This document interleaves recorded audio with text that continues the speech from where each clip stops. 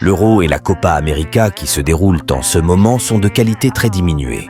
Les équipes sont presque toutes fatiguées et les grands joueurs ne montrent pas un niveau de jeu qui correspond à leurs standards. On est tous d'accord pour dire qu'à l'exception de 2 ou 3 matchs qui ont été attrayants, le reste des rencontres était d'un ennui horrible. Aussi, presque toutes les grandes stars passent à côté de leur tournoi. Mbappé, Foden, Kane, Cristiano, Modric, Bellingham. Mais quand on voit le nombre de matchs joués par chaque joueur, on comprend qu'ils soient épuisés et à plat physiquement, donc la répétition des courses devient difficile, le placement correct devient aussi difficile et la lucidité à la fin d'un sprint est absente.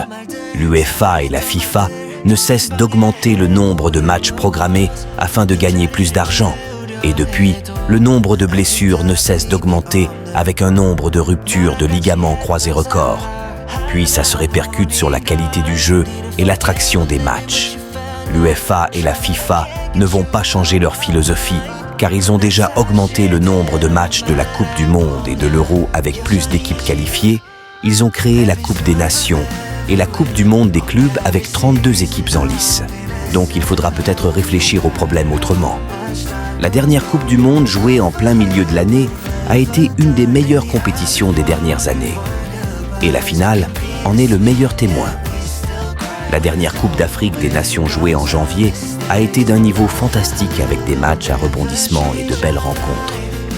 Donc, si le nombre de matchs joués ne va pas diminuer, peut-être qu'il faudra changer la période de ces compétitions et de les programmer en plein milieu de l'année foot.